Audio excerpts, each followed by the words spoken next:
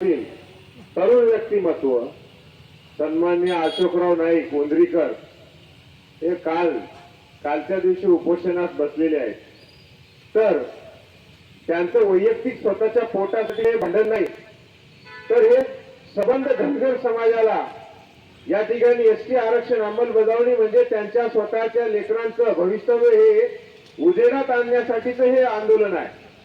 आणि हे आंदोलन त्यांच्या पुढच्या पिढ्यांना आनंदी जगवण्यासाठीच्या आंदोलनासाठी ते आता दुःख यातना भोगत आहेत आपल्या समोर. एक माणूस या ठिकाणी 2 दिवस म्हणजे 48 तासापासून उपाशी आहे. याचं मागचं कारण आहे की तो स्वतःसाठी नाही तर परार्थासाठी जगतोय. आणि येणाऱ्या काळामध्ये त्या माणसाच्या परिस्थितीचं काही बरं वाईट झालं तर त्याचं घर हे रस्त्यावर येणार आहे. सबंध धनगर समाजातील घरी बसलेल्या सर्व कार्यकर्त्यांना माझी विनंती आहे की आपण या ठिकाणी सन्माननीय अशोकराव प्रल्हादराव नाईक यांचं मनोबल वाढवण्यासाठी इथं मुखेडच्या या ठिकाणी प्रसिद्ध प्रांगणासमोर त्यांना प्रोत्साहन द्यायचं आहे. घरामध्ये बसून असं भागूबाई सारखं तुम्ही बसून राहिलात तर तुम्हाला घरी येऊन आरक्षण भेटणार नाही, तर तुम्हाला तुमचा हातखंडा वापरावा लागणार आहे, वेळीच जागा व्हावं लागणार आहे. आणि त्या ठिकाणी प्रशासनाला त्याशिवाय जाग येणार नाही. प्रशासन हे आपल्या अंत्याची वाट पाहत आहे. आणि प्रशासनाला माझा इशारा आहे की आपण या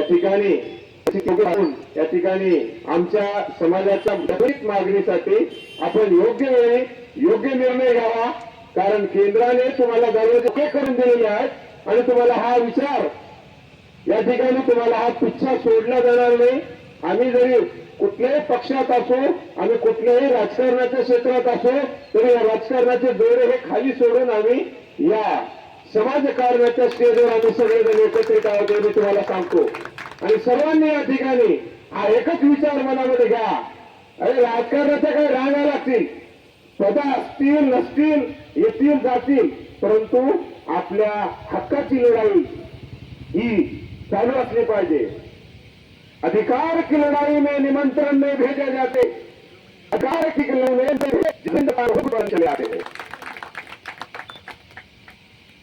तुम जिंदा हो ये समझना भी लोगों के लिए जरूरी है. अगर तुम जिंदा हो तो टकराना जरूरी है, टकराना जरूरी है. एवढंच मी या ठिकाणी सांगू इच्छितो. झोपलेल्या धनगर बांधवांना जागे करू इच्छितो की अरे बाबा समर्थन देण्यासाठी या ठिकाणी आपल्या या ठिकाणी तालुक्यामध्ये बहुसंख्य असून देखील तुमची संख्या इथं कमी पडत आहे. त्याचे तुम्ही लक्षात घ्या.